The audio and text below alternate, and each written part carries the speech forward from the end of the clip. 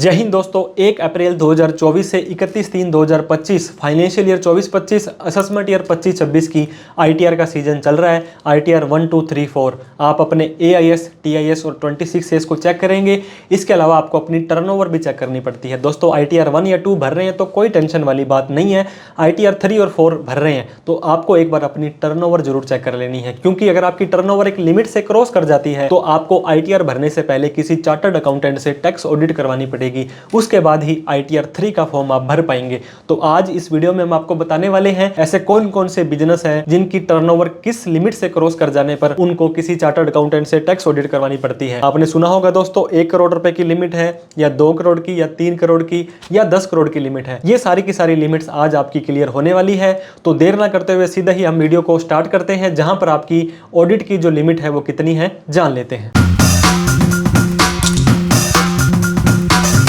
Audit दोस्तों आपने बहुत बार नाम सुना होगा। ऑडिट का मतलब क्या होता है? एक व्यक्ति द्वारा किया गया काम, मान लीजिए ए ने कोई काम किया, उसको बी चेक करके उसको सर्टिफाई करेगा कि इस व्यक्ति ने ये काम सही किया या गलत किया। इसे ही सामान्य भाषा में ऑडिट बोला जाता है। दोस्तों आपको पता होगा, आप इतने फाइनेंशियल ट्रांजैक्शंस करते हैं, आप अपनी आईटीआर को भरते हैं, सरकार को बताते हैं कि मेरी इतनी इनकम है और मेरा इतना टैक्स है। लेकिन बहुत सारे केस में पहले आपको टैक्स ऑडिट करवानी पड़ती है, फिर आप अपनी आईटीआर को भर पाते हैं। तो टैक्स ऑडिट की लिमिट कितनी है? बहुत सारे लोग कंफ्यूज रहते हैं। 50 लाख है, 1 करोड़ है, 2 करोड़ है, 3 करोड़ है या 10 करोड़ है। आज आपका ये डाउट इस वीडियो के अंदर क्लियर हो जाएगा कि किस व्यक्ति को कब ऑडिट करवानी है और कब ऑडिट नहीं करवानी है। सबसे पहले हम बात करेंगे, ये जो साल हमारा दोस्तों 1 अप्रैल 2024 से 31/3/2025, इसे क्या बोलेंगे? फाइनेंशियल ईयर 24-25 जो कि वित्तीय वर्ष है, और असेसमेंट ईयर 25-26 जो कि आपकी आईटीआर के ऊपर लिख के आने वाला है। आपको आईटीआर भरनी पड़ती है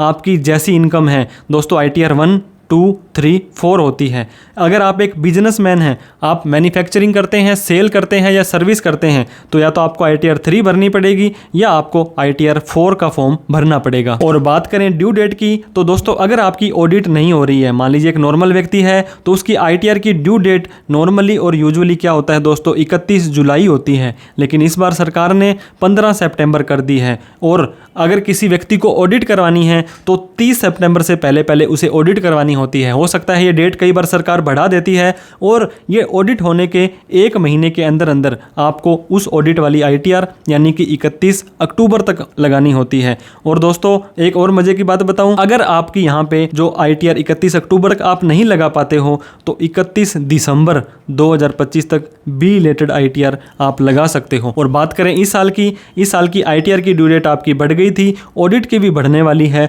और इस ऑडिट की आईटीआर की भी ड्यू डेट को बढ़ने पड़ेगी, क्योंकि सरकार ने आईटीआर 3 के फॉर्म को अप्रोक्सीमेटली 4 महीने के बाद जारी किया था। तो बहुत सारे लोगों ने बहुत डिले का सामना यहाँ पे करना पड़ा। अब हमारी इस वीडियो का मेन क्वेश्चन आ जाता है कि टैक्स ऑडिट कब करवानी जरूरी है? Only when there is a business और प्रोफेशन इनकम।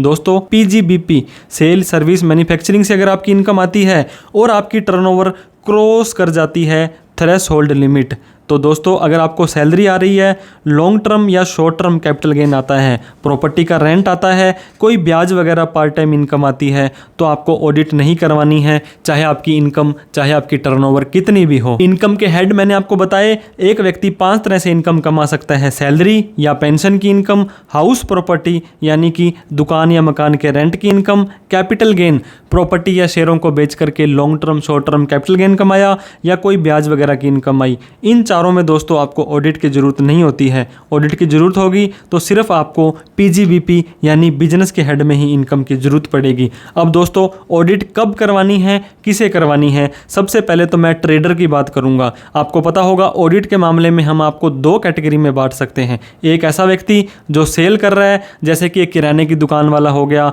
और एक व्यक्ति जो सर्विस कर रहा है, मान लीजिए एक चार्टर्ड अकाउंटेंट, डॉक्टर, इंजीनियर हो गया। तो आपको पता होगा यहाँ पे भी लिमिट दे रखी है दोस्तों, 1 करोड़, 2 करोड़, 3 करोड़ और 10 करोड़। आपको कंफ्यूज नहीं होना है। यूजुअली और नॉर्मली ऐसा कोई भी व्यक्ति जिसकी टर्नओवर 1 करोड़ से ज़्यादा चली जाती है, उसको किसी चार्टर्ड अकाउंटेंट से ऑडिट करवानी पड़ेगी। उसके बाद ही आप अपना आईटीआर का फॉर्म भर सकते हो। लेकिन सरकार कहती है, आपको पता होगा सेक्शन 44AD एक सेक्शन है जहाँ पर आप अपनी सेल का 8 या 6% का प्रॉफिट दिखा सकते सकते हो, चाहे आपकी कैश में सेल हो, चाहे आपकी ऑनलाइन में सेल हो। अगर आपकी टर्नओवर 2 करोड़ रुपए तक है तो आप ITR 4 का फॉर्म भर करके अपनी सेल का 8 या 6% प्रॉफिट दिखा सकते हो। वहीं पर इस 2 करोड़ की लिमिट को 3 करोड़ रुपए कर दिया है। अगर आपकी सेल और बाकी के जो खर्चे हैं दोनों मिला करके दोस्तों, मान लीजिए आप जितनी भी माल बेचते हो वो आप सारा बैंक से आपके अंदर से पैसा आपका आता है, और जब आपकी जो भी परचेज होती है वो बैंक से ही जाती है, वो 95% या उससे ज्यादा अदर देन कैश में, मतलब ऑनलाइन ही आपका सारा बिजनेस है, तो आपके लिए 3 करोड़ है। और दोस्तों यहाँ पे मैं बात करूंगा, यहाँ पे सिर्फ और सिर्फ रिसीट है। अगर आपकी रिसीट और पेमेंट ये दोनों मिलाकर के 95% से ज़्यादा है तो आपको 10 करोड़ रुपए तक की अगर आपकी टर्नओवर होती है तो भी ऑडिट कराने की जरूरत नहीं है। ये किस केस में होगा दोस्तों?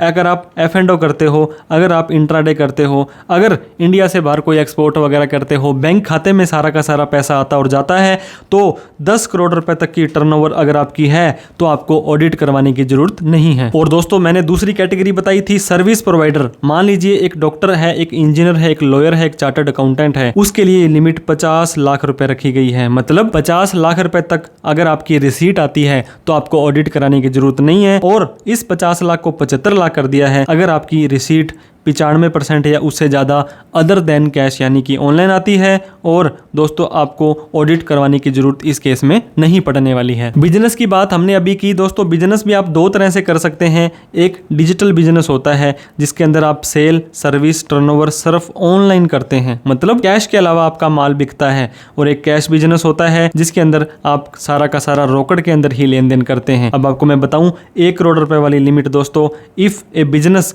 की सेल 1 करोड़ से ज़्यादा चली जाती है पिछले साल के अंदर तो आपको ऑडिट करवानी पड़ेगी।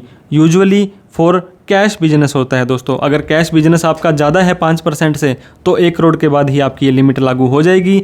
अब मैं बात कर रहा था 2 करोड़ की लिमिट की। दोस्तों सेक्शन 44 AD में जाना चाहते हो, आपकी टर्नओवर 2 करोड़ रुपए तक है तो आप ITR 4 का फॉर्म भर सकते हो, जहां पर आप अपनी कैश बिक्री का 8% और अदर देन कैश यानी कि ऑनलाइन बिक्री का 6% प्रॉफिट दिखा सकते हो। यहाँ पर भी चाहे आपकी सारी की सारी कैश हो, चाहे सारी की सारी ऑनलाइन हो, यहाँ पे भी कोई लिमिट ऐसी नहीं है। 2 करोड़ रुपए तक आप ITR 4 यानी कि बिना ऑडिट के जा सकते हो। लेकिन 2 करोड़ को 3 करोड़ सरकार ने कर दिया था। अगर आप यहाँ पर भी ऑनलाइन सेल का 6% और कैश सेल का 8% नेट प्रॉफिट दिखाना चाहते हैं, लेकिन दोस्तों इस केस के अंदर क्या करना पड़ेगा, आपको टर्नओवर जो आपकी सेल है और आपकी सर्विस है वो दोनों के दोनों आपको पता होगा अदर देन कैश के अंदर होने चाहिए, मतलब 95% से ज़्यादा ऑनलाइन ही होने चाहिए, तब आप ITR 4 भर सकते हैं। ये डिजिटल ट्रांजैक्शंस के लिए 3 करोड़ रुपए की लिमिट रख दी गई है।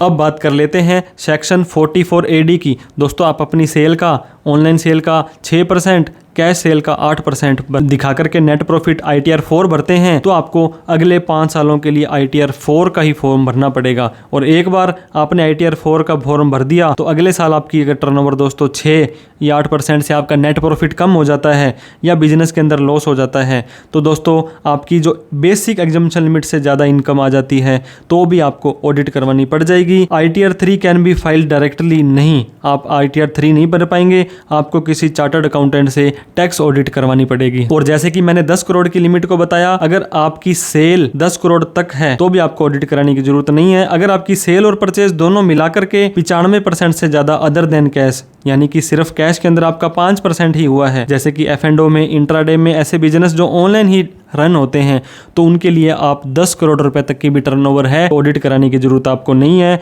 डिजिटल बिजनेस के अंदर दोस्तों अगर आप सर्विस प्रोवाइडर हैं और अदर देन कैश में आप काम करते हैं तो 75 लाख तक ऑडिट कराने की जरूरत नहीं है। अदरवाइज 50 लाख से ज़्यादा आपकी रिसीट होने पर आपको ऑडिट करानी पड़ जाएगी। सेक्शन 44 ADA यहाँ पे स्पेसिफाइड प्रोफेशन होते हैं। अगर आपकी सर्विस क्रॉस नहीं कर रही है 75 लाख या 50 लाख रुपए तो 50% आप अपनी नेट प्रॉफिट दिखा करके डिक्लेयर कर सकते हैं, और 50% से कम दिखाते हैं और आपकी इनकम बेसिक एग्जम्पशन लिमिट यानी कि 3 लाख से ज़्यादा है तो आपको ऑडिट करवानी मैंडेटरी हो जाने वाली है। तो दोस्तों इस ऑडिट के अंदर आपकी बैलेंस शीट, इस बैलेंस शीट के जो एसेट लायबिलिटी के पार्ट होते हैं, आपके accounting policies, P&L account, capital account, balance sheet, बहुत तरह की चीज़ें आपकी देखने को मिलती है। ITR का फॉर्म 3CB होता है, 3CD होता है, 3CB के एनेक्चर होते हैं, इनडायरेक्ट टैक्स, बहुत तरह की चीज़ें ऑडिट में देखनी पड़ती है। तो दोस्तों मैं उम्मीद करता हूं अब आपको समझ आ गया होगा कि 1 करोड़ से ज़्यादा सेल पर आपको ऑडिट करानी पड़ेगी,